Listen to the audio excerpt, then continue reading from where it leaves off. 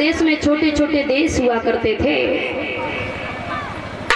एक विदर्भ नाम का देश था जिसमें एक कुंदनपुर नाम का नगर था। उसमें एक राजा राज्य करते थे जिनका नाम था भीष्मक।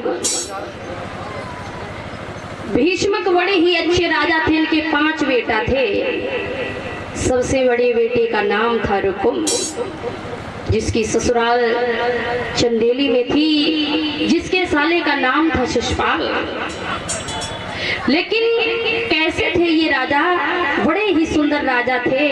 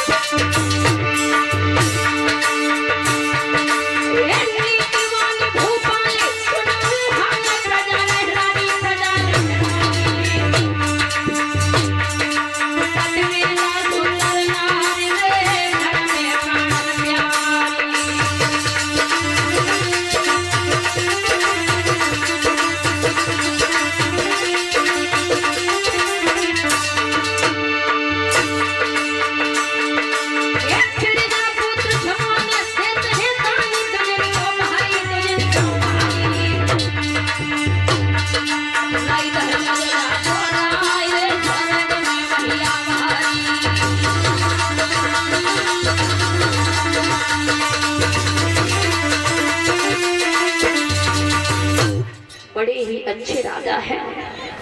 इनके 5 बेटा हैं, लेकिन राजा की आत्मा से झलकार आती है कि हे प्रभु, अगर तू मुझे एक बेटी दे देता ना तो मेरा जन्म सफल हो जाता। राजा की आत्मा में तसल्ली नहीं आ रही। सोच रहा है कि हे भगवान, अगर मेरे घर में एक बेटी होती तो मेरी जिंदगी में 4 चांद लग जाते। कुछ समय के बाद भगवान की ऐसी कृपा हुई कि राजा के घर में एक कन्या ने जन्म लिया। जब उस कन्या ने जन्म लिया और जब महलों का समाचार सभा में पहुंचा तो राजा गद्दी से उछलने लगे, कहने लगे, वाह भाई वाह, आज मेरे घर में एक कन्या ने जन्म। अब तो खुशी का ठिकाना नहीं रहा।